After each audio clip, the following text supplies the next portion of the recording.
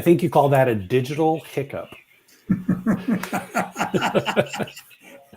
Welcome to Our Hatchery Live. I'm Jose Leal. I'm here with my partner, Matt Perez from Our Hatchery, part of the Radical World organization.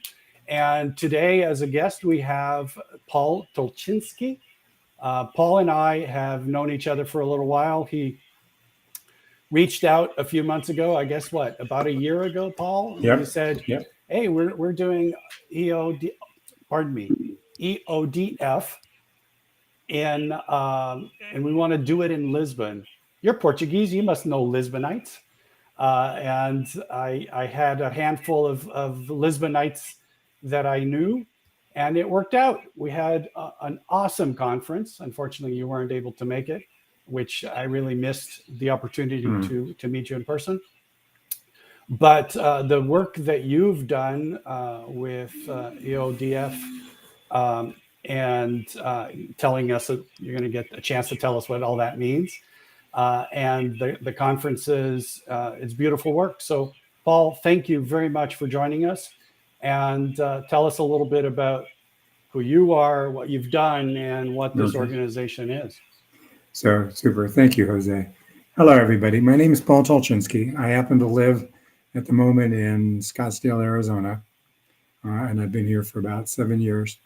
My background is I have a PhD in organization behavior and organization design from Purdue University.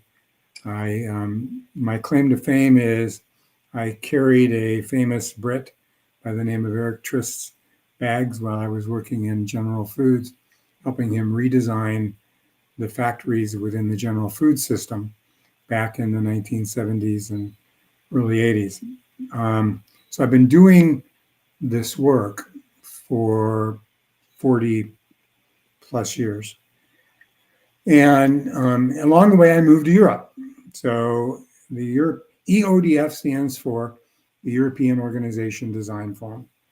And when I moved to Europe in 2009, what I discovered was that a lot of people were concerned about how to humanize the workplace, how to create great places to work, how to bring more energy, meaning, et cetera, to the workplace. And yet they didn't talk to each other and they didn't collaborate. They weren't necessarily, they saw each other as competitors in this world where we really all have sort of a common purpose about changing the way in which organizations operate and work. And the way I learned in the 80s and the 90s was by bringing communities of people together to compare notes. We talked about what worked. We talked about what didn't.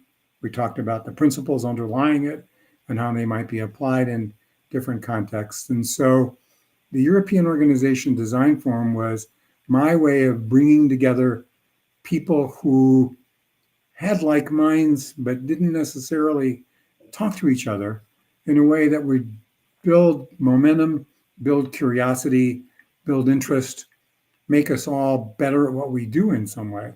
And so it's the forum, right? And the word forum in the EODF is really important. As Jose experienced it in Lisbon, it is a forum. It's a place where people come together to share ideas. We have provocateurs who provide thoughts and insights, but it's really the conversations that we have outside of the plenary sessions where people really learn and discover how to do this work and how to bring more passion and energy to it in some way. And so I'm always excited when I hear people like Jose talk about their experience at the conference, because it's fun, it's energizing, but it's also a huge learning opportunity and experience for people. The two fundamental questions are: how do we create places of work that are interesting, meaningful, fun, profitable, productive, in the broadest sense of those two words, and secondarily, how do we sustain it once we've created it? Sometimes it's easy to create it. It's easy to find a better answer, but to have that answer exists for more than one iteration sometimes is not so easy, and the answers are not so obvious. So those are the two questions we wrestle with, right? How do we do it, and what would it look like if it were different, and how do we build ownership and commitment and think radically, right, as we do the work? I say sort of how do you get people to create that which they can't imagine, right? Because mostly we don't. It's hard to believe that we could actually create places of work that are interesting, meaningful, and fun. And certainly, there are more examples of the latter than there are of that. For sure. There's two things that come to mind on that. One, that the experience for me with EODF was not only that it is truly a forum, which is, I think, kudos to you for the work that you've done in keeping it that way, and it hasn't become a mechanized event. I think that's beautiful. The other was the warmth with which anyone would ooze whenever your name was mentioned. You are loved in that organization, and I think that speaks huge volumes to not who you are, but the approach in which you do things. And I think that should be really recognized. I thank you for that. I mean, and it's I'm loved because they feel valued and important when they're together, right? That's the key. And I think you use the word mechanized, right? I love that. Right? It's not mechanized, and that's, I think, this question about sustainability, right? Sustainability isn't about finding a solution and then replicating it over and over and over again.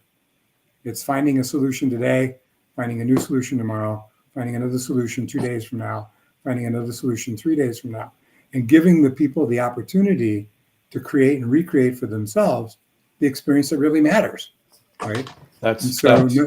No two conferences are exactly the same. There are things like the sock competition, which is intended to make sure, at minimum, you at least have people strutting their feathers and having some fun with it. There is the open space, and so those things have become part of it. But how they get operationalized in the moment is created by those who are living it in the moment. Yeah. And the other thing that came to mind, just to follow up on your intro area there, I think there's a third question, and that's one that Niels and I were having a conversation earlier in his podcast today. There's the question of not only how do we create the company that does everything you've described, how does it stay that way, which is your second question. Right. There's the third is, how does it spawn others? Because if I move on from this organization and I'm back into the other type of organization, or if I choose to create something new, am I back in the other type of organization? How is it that we facilitate the spawning of these new organizations? I think that's the third question that I would add to your list. It's a really, really good question. In the 80s, I took American managers to Japan from probably 1985 to 1992. I took anywhere from 50 to 150 managers every year to Japan for 2 to 4 weeks to study Japanese manufacturing, right? And to learn, right? And the Americans were somewhat skeptical. Why would a Japanese person give away their family secrets, right?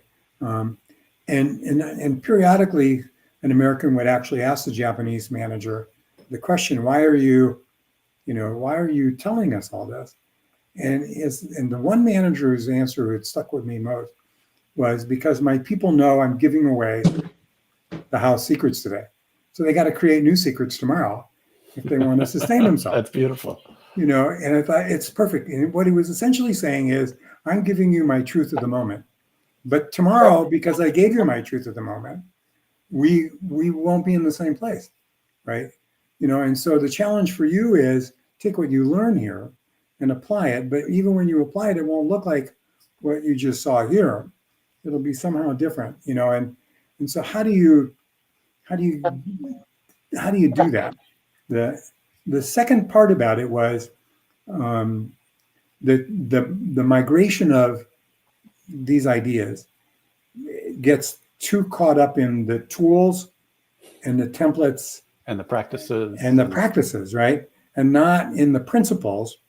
I had one American manager came back and immediately implemented a morning circle, a company song, and exercises in his factory. They couldn't wait to get rid of this guy, because it just wasn't their. It wasn't their culture. It wasn't their culture, right? And so, and so it's how do you get to the principle level and say what's the principle at play, and how do I operationalize that principle in this moment, in this place, with this group of people, right? Every design team for every EODF conference gets to create it for themselves, right? The beauty is they have the experience in every design team. There's the experience of at least the last one or two, right? But that doesn't mean you have to do what they did, right? You have to look at what was the underlying principle. We changed the word speaker. I don't even remember which design team, but one group said, we don't want speakers. Speakers are people who talk at you. We want provocateurs, people who talk with you, who can engage with you in a way that provokes your thinking. We don't want you to show us how smart you are. We want you to help us become smarter ourselves, right? And so just that shift in principle, we're not looking for speakers.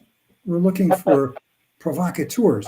It's a massive shift, right? Yeah. And not everybody who comes to a conference can put themselves in the position as, I'm not here to show you how smart I am. I'm here to get you to think for yourself and to provoke you in some way, right? And from a radical perspective, the way that we see those principles is that they're bound to us as human beings. We need, as you've pointed out a number of times now, meaning. Yeah. Right? We need belonging. We need to make an impact. These are things that are innate to us. They're not ideas. They're not ideologies. Well, the EODF, before the EODF, I owned another company, which is sort of in the background. You see all these wine pictures.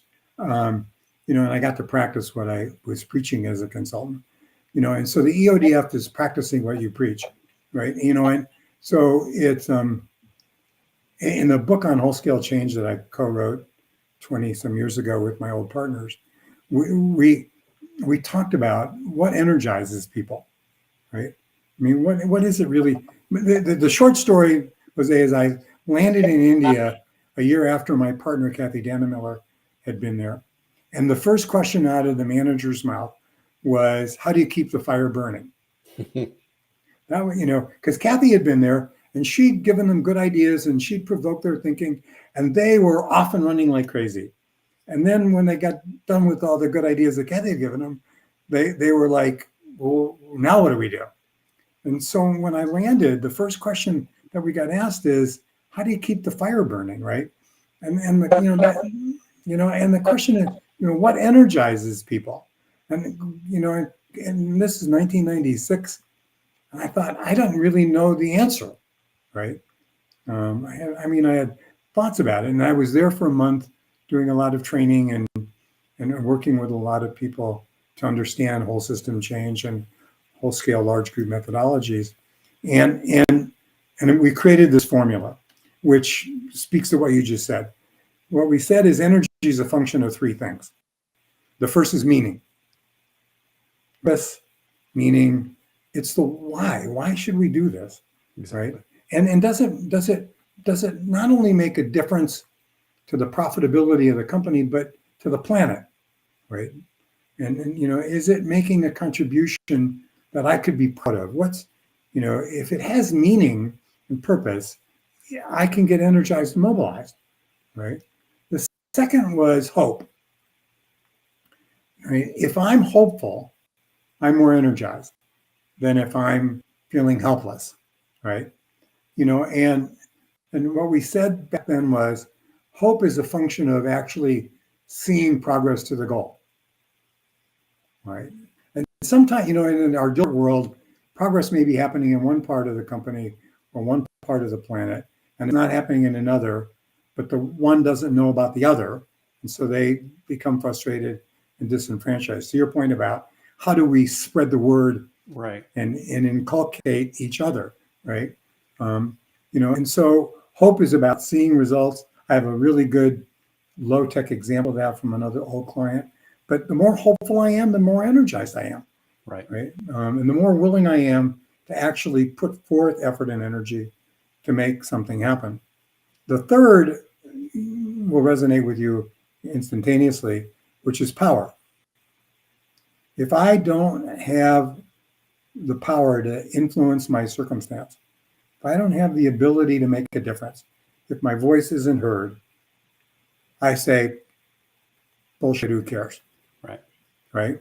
We And call that so impact. impact, yes. And in Germany and in Austria, my old partner, she didn't like the word power. She wanted the word influence. And I said, influence is too passive of a word, right? Power, impact, the ability to influence my circumstance. Right. That's impact, right? Yeah. And so what we said was, it's, this energy. So by the time I left India, I had these three things. I said, I have no idea whether or not these are right or not, but these are three things that I think are important, right? If you have those three things, then you're much more likely to have ignited a flame, created momentum in some way, right? That enables you to put another log on the fire and keep the fire burning. But it begins with purpose and meaning, right? And without that, I'm not so sure, right? I've been working on this article, I think I mentioned to you in an email, about why is it so few of these places that we're talking about and hoping for don't last for long, right? And I've had the gift of working with probably the oldest socio-technically designed self-managed work system in North America. It happens to be in Bromont, Canada, and it's 41 years old. And it has survived 41 years of economic upturn and downturn in its industry. It has survived 5 leadership changes. It has survived 4 or 5 corporate leadership changes. Wow. Where the corporate people are saying, we don't understand that model. Why are we letting them do that? And the question that I asked retiring site leader, general manager, was, what's your hypothesis about why have you been able to survive for 40 years when other people can't make it past 4 or 10, right? And he and I've had a really long sort of discussion about that, and I shared meaning, hope, and power, and they really resonate with him, right? Yeah. But there are he's got more practical reasons why, but at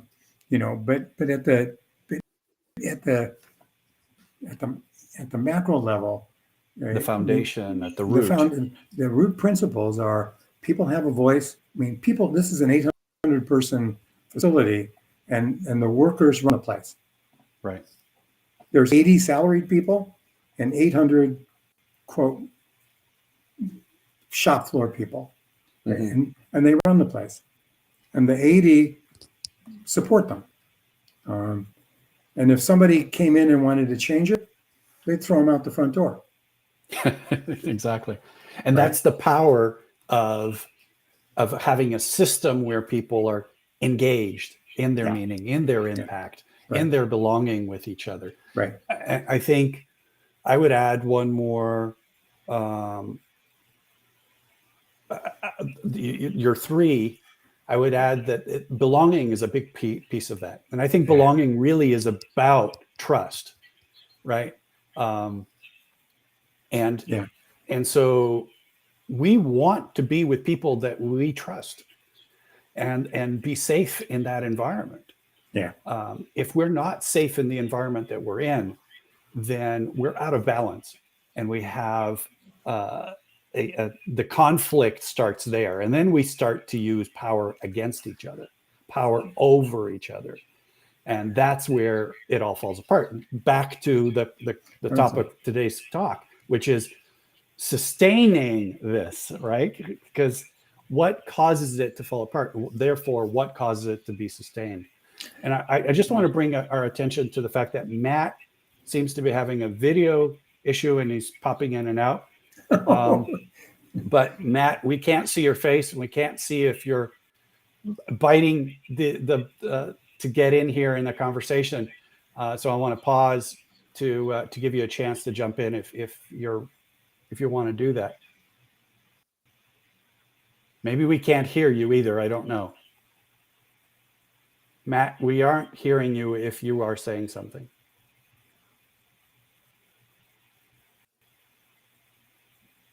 Maybe just put it in the chat. Yeah. Matt, feel free to put something in the chat, either an input or a question, whatever suits your fancy. That'd be awesome.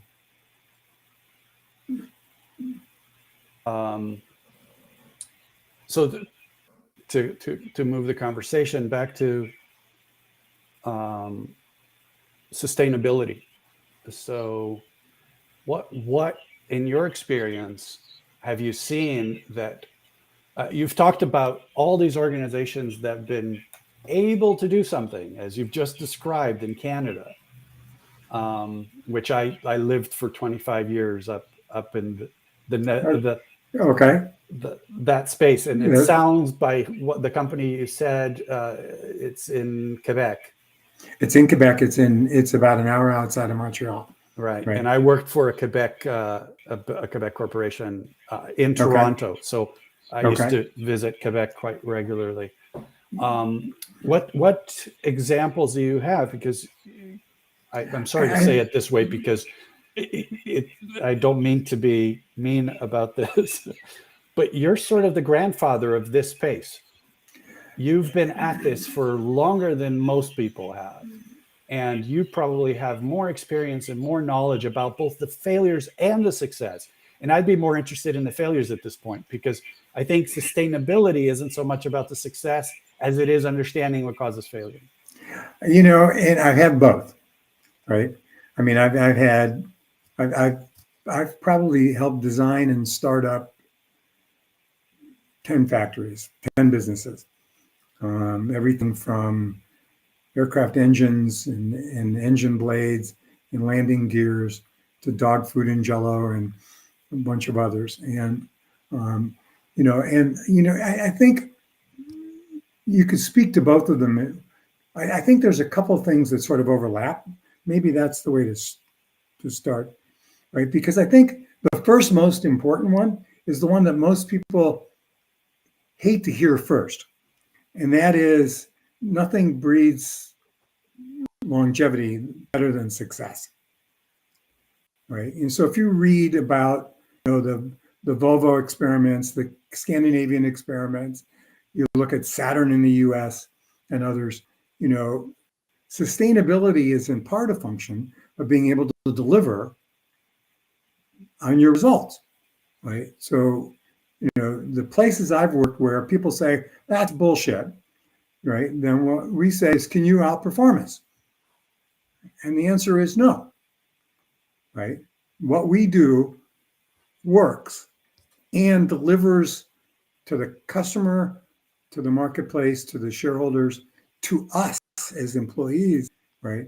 And so, what sustained this plant in Bromont is it's been incredibly successful, and people are incredibly proud that they've been able to remain successful and outperform their sister facilities and outperform the competition. And they walk around like a big badge of, on That's their, the impact. right? That's the impact. That's the impact, right? What we do matters, and we're damn good at it, right? And so nothing breeds sustainability more than success, number one. Number two is continuously embracing innovation and technology, right? My one example of a failure is they did really, really good, but they wanted to rest on their laurels, right? They didn't really have a continuous innovation, continuous improvement mindset. If you go into this place in Bromont, it doesn't look anything like it did 40 years ago, right? It's all robots now. It's all automation. It's all technology. It's all new ideas that have been created by the people who work there, right? They go to the technology fairs. They go to the customer. They have an internal venture capital fund that is always spawning new ideas and new ways to do it. And so they've sort of surfed chaos by continuously innovating and changing. They don't rest on their laurels. Right. It's the never-ending marathon. Periodically, you want to just stop and sort of take a deep breath. But the moment that you do that, you lose something. Right. You're stuck in the best practice mentality, which is, this is the best practice, we're not going to change. Yeah. And it becomes it's your culture becomes your worst enemy instead of best friend. Right. So that's number two. I think number three is, when we talk about self-management, we really mean self-management. We don't really mean you workers, you get to manage this, and we managers will manage everything else, right? Self-management is you manage the business like it was your business, right? And as a manager, a leader, in Bromont, they don't even use the term manager. Mm-hmm. They actually have a different term for the group. But they how do I say it?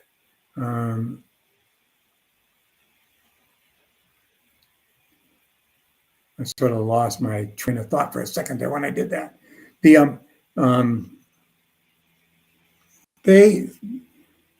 do everything from hire their coworkers to adjust wages on an annual basis based on the wage survey that they commission. They fund innovation through their own stage gate venture capital fund process. There isn't an aspect of the business that they don't run. Now 800 people are engaged in the running of the business, but that means 25 of them are on the plant site committee, which sets the goals. Another 25 or 50 cross-section of them might be on the gain sharing committee. And so they're tracking the improvements and what those improvements mean to the pot of money that will be divided at the end of the year. There's another group that manages the profit sharing. They run the business. Right.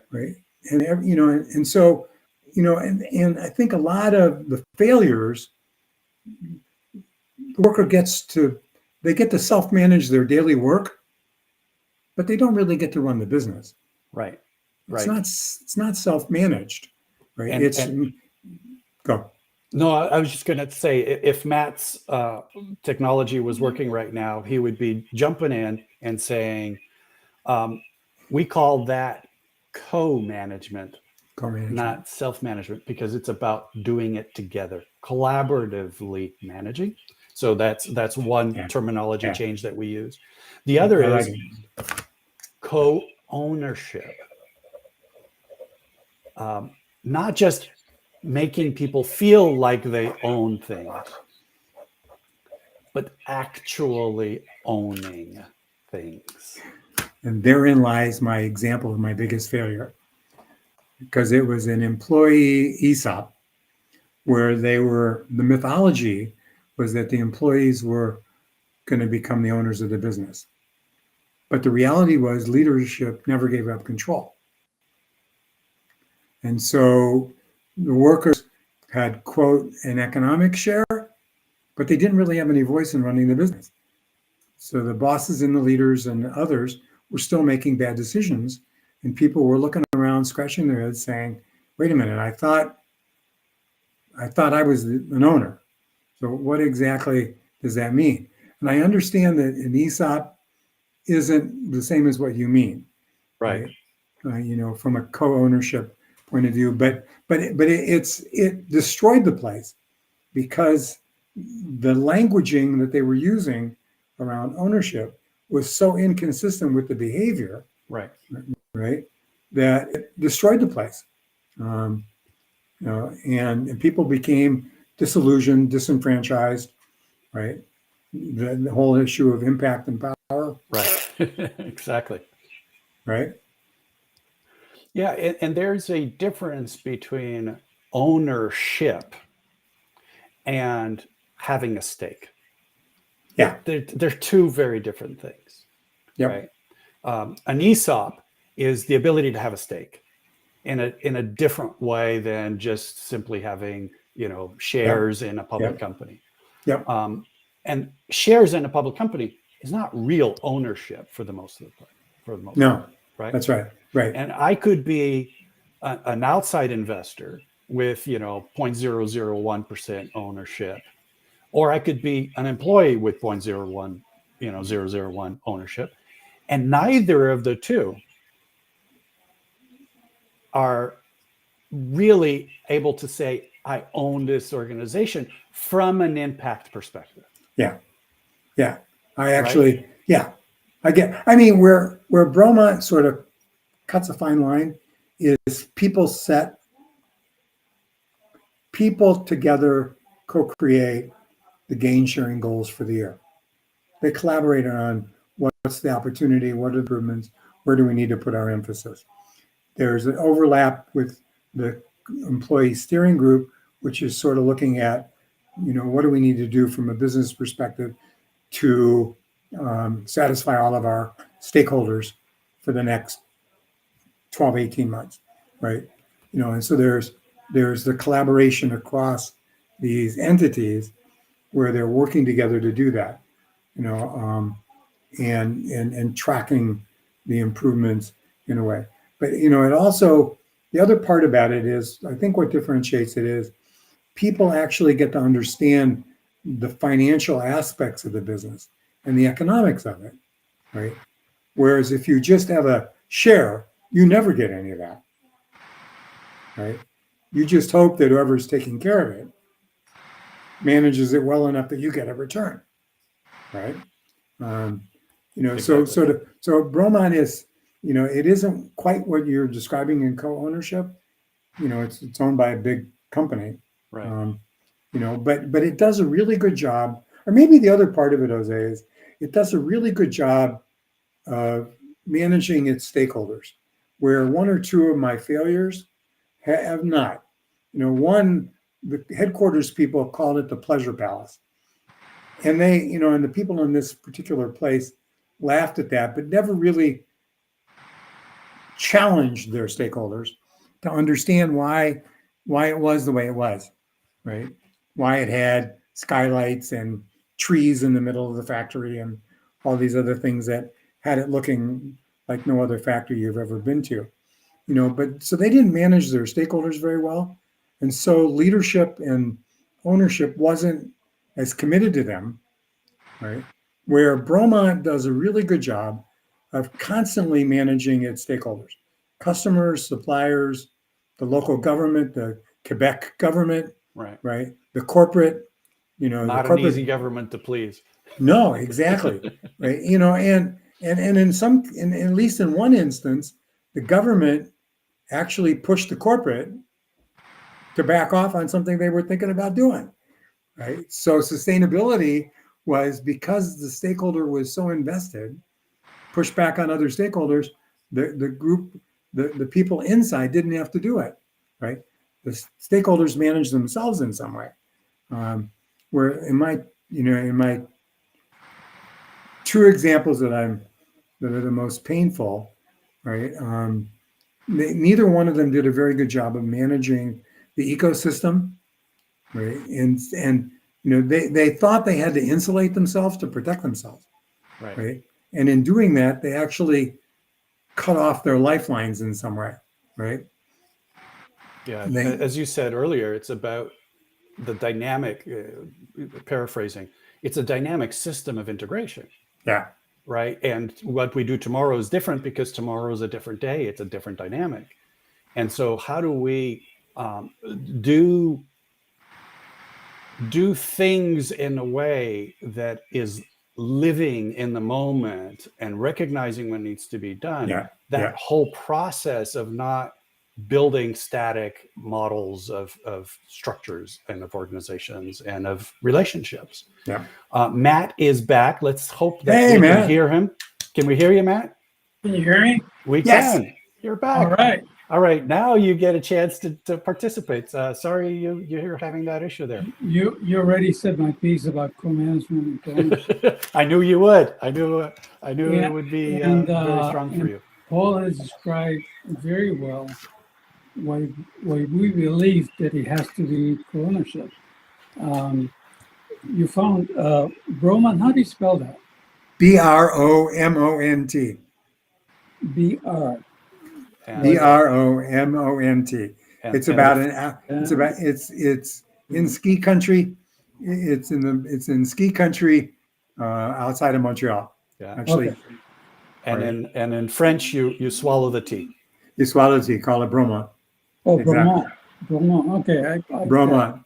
But and it, so, but you keep saying the management this and the management that, and what we're saying is what management?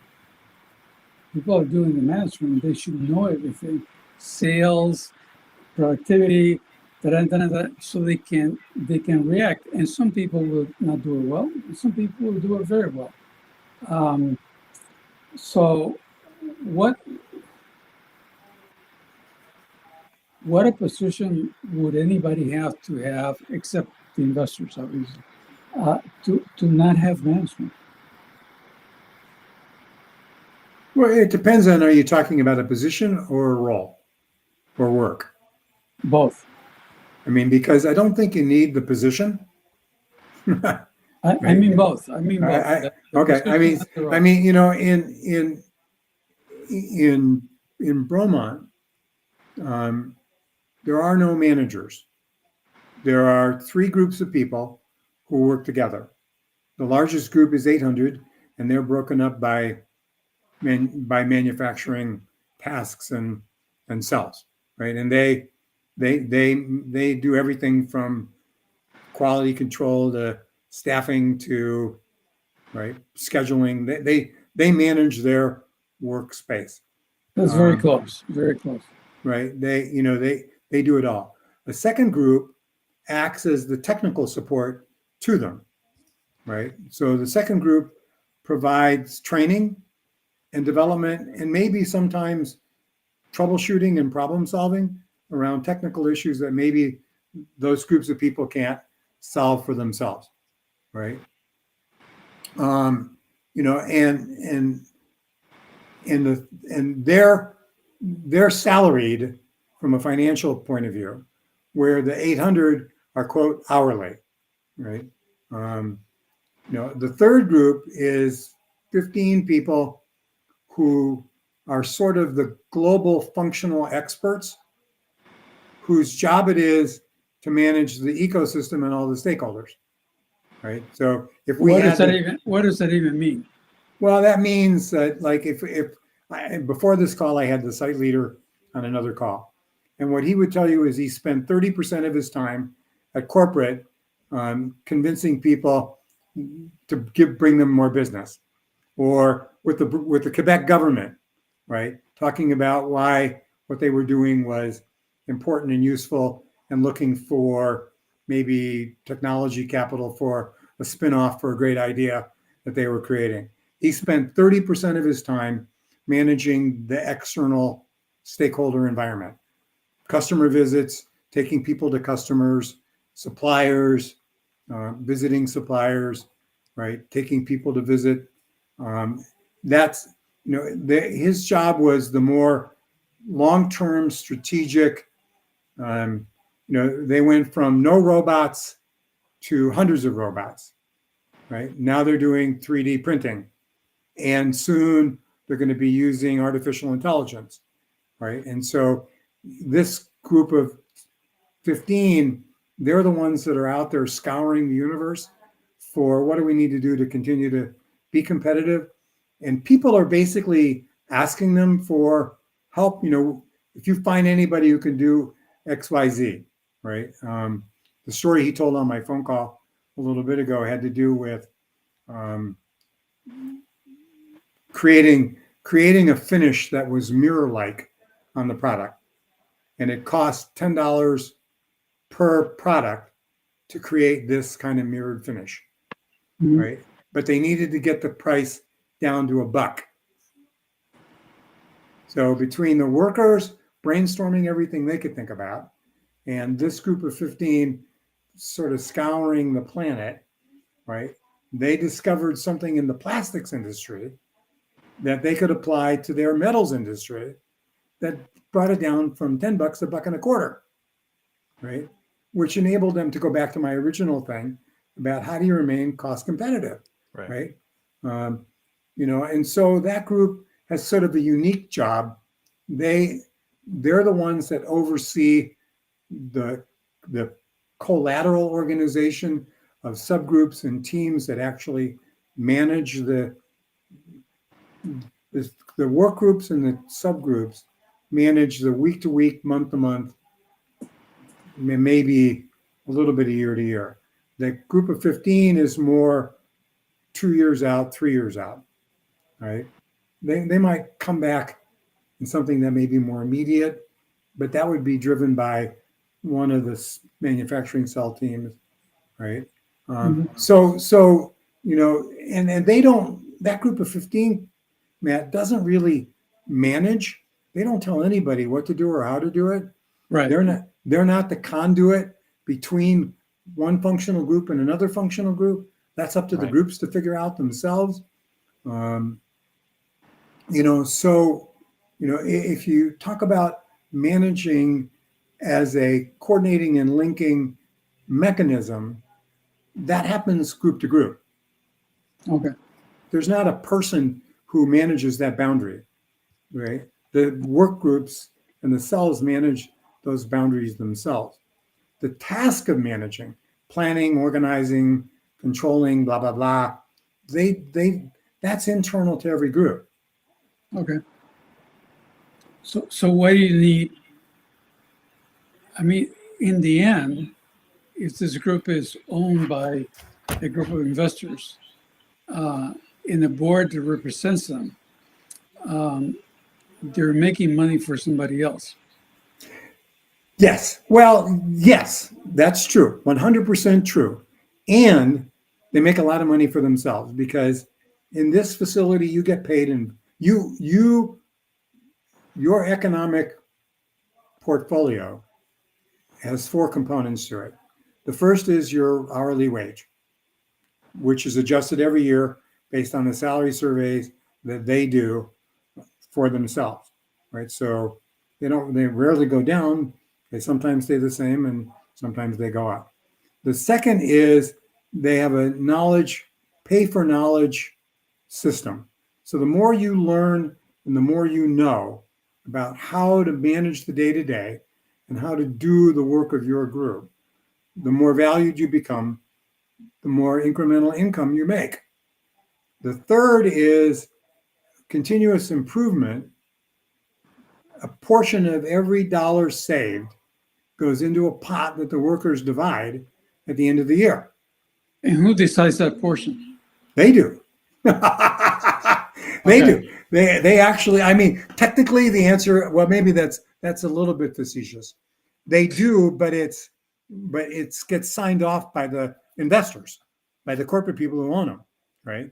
So, but they essentially set the targets, and they work with the data analytics people to track and monitor the results. They report the results at a monthly meeting to the whole factory, right? And once a month, X amount of money goes into the pot. At the end of the quarter, the pot gets nailed for that quarter. That pot goes into the pot for the year, because in the second quarter, maybe you don't make your goal, right? And Okay. and the fourth is at the end of the year, there's a profit sharing. So the investors get to declare a dividend. They take what they want.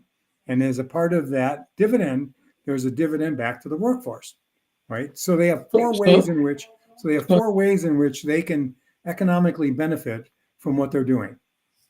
So they're paying back a investment that was made. I mean, do they get sales, or what do they get from corporate? What do they get from corporate? In some cases, they get venture capital, right? They're about to bring in a whole new production line for another customer, and it's going to require reconfiguring some of the existing facility and adding to it. And so the investors are bringing some of the money. The Quebec government is putting in some of the money, right? And it's a microcosm of the site that's actually making the sales pitch and why they should get that work, right?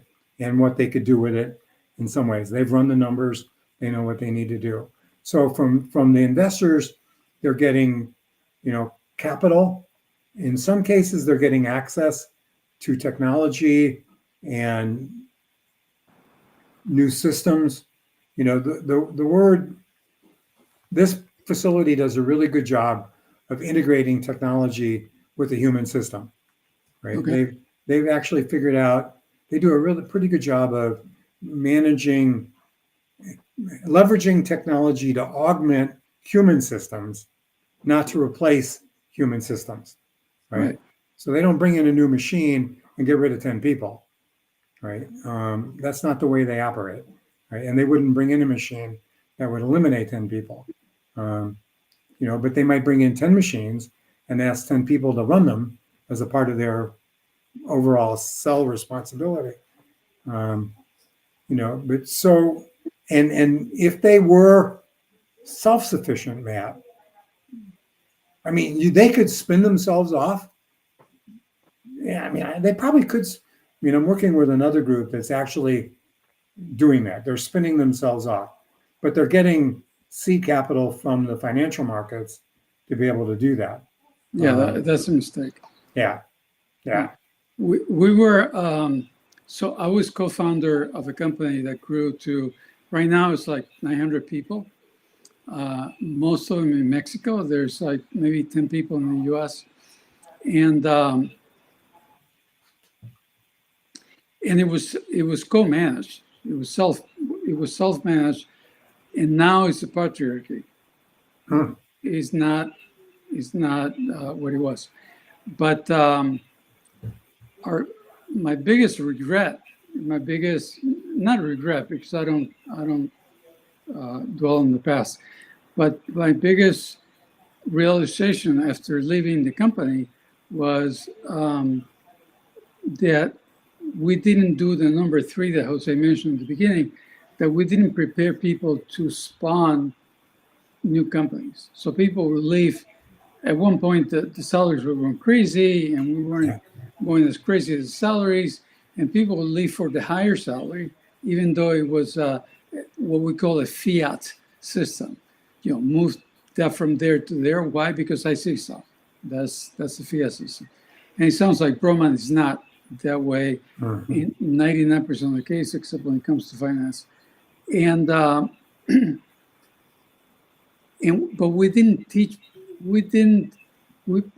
make it our goal to create people or to help people understand how to spawn another company. Everything was transparent: salaries, sales, everything was transparent. Everything was decentralized. There was no managers by title or by role or by anything.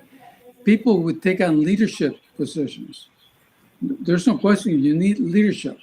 Okay. Yeah. But you don't need leadership always to be Matt Perez is the leader. No, Matt Perez is the leader when it comes to this kind of code with this kind of thing. But if it comes to t-shirts, he's not the leader. He's basically a zero. Somebody else is good at t-shirts, so he becomes the leader and things like that. So it's a more fluid situation. But Roman, it doesn't sound like it's too far from it. No, and I mean, Bromont has a way of entrepreneurship, right? Where they can, because of their internal venture capital funding, they're creating spin-ins. Which comes from corporate, right? Yeah. Okay. Yeah. Yeah. But even within the larger, I mean, to Jose's point earlier, within the larger ecosystem of this company, this facility, 41 years of success, is still an anomaly and an exception and not a rule, right? I was at General Foods in 1975 when the Harvard Business Review article came out about the Topeka experiment, which was another General Foods plant, which was the quote first experiment in self-managed workplaces, right, in the U.S. And I worked at another GE General Foods facility, and if you mentioned the word Topeka, it would be like calling somebody a bad name, right? Because the sort of the corporate body wanted to repulse this organism that didn't fit, right, the reality, and and I think the how do you enable a place like a Bromont or a Topeka to spawn future generations like it, even though they don't have to be exactly the same. It's a real challenge. I mean, it's true in this company, Bromont is still the exception. It's not the rule, right? Even though everybody acknowledged its success, Right. and everything like that, sort of the notion of somehow changing and letting go of the old and embracing something new is not an easy transition, right? We all know. Yeah. Miranda is reminding us that we're at 53 minutes. Oh, yeah. And it's been want- I'm sorry. no, I ramble. no, I been ramble. I'm sorry. a great No, conversation. it's not your fault. It's that it's very interesting. Yeah, no, it's been a great conversation. For next week, we have Kylie Stedman Gomez with an S. So I suspect that she comes from a Portuguese family. She's strategic advisor to Cordial World Foundation.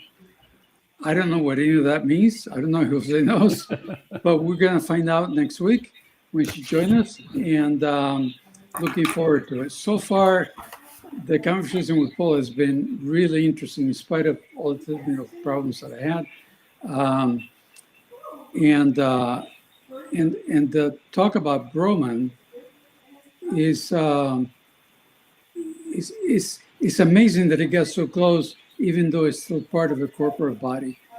It really is amazing that way. But yeah, to me, the basic thing is ownership. When people say, "Oh, we want people to feel like owners," well, they don't feel like owners because they're not. You're the owner, and they're making money for you. If they were making money for themselves, I think, and right now it's just an I think, it would be a different story. And that's where the radical things become. And by the way, it's radical as to the roots, not to not kill people. I think. I mean, I agree. I mean, I think your point is really well taken because ownership, to create psychological ownership, requires creating real ownership. Yeah. You can't have one without the other. Right. Yeah. You can't have. You can talk about ownership, and people can actually. I mean, in Bromont, people feel a sense of ownership, the first generation is retiring, and they feel a sense of responsibility to ensure that the next generation understands why they did what they did and how they got to where they are, so that they can at least carry the torch forward, right? However they're going to co-create it, right? Yeah. Yeah. And I think that when we talk about impact, as an example, and meaning, that these two things are not binary. It's not, No. yes, there's meaning, no, there's no meaning, yes, there's impact, no, there's no impact. It's what you've described, I think, Paul, beautifully, and thank you for that, is a situation where there is a lot of meaning and there is a lot of impact that Yes. I sense. Now, would I sense more impact if I were also the owner and that was fully realized for me? Yep. We argue that yes. All right, sweetie. Yeah. Thanks Yeah. for the new pictures. Yeah. The boss lady just walked into the office. Perfect timing. Talk Perfect to you timing. later. All right. Thank you very, very much. Thank you. Lovely to see you. Yeah. Thank you. Talk- Thank you to talk to you soon. I'm very, Matt, it's a very pleasure to proud meet of you. Matthew. Thank you. Thank you both. Bye-bye. Bye-bye. But stay on.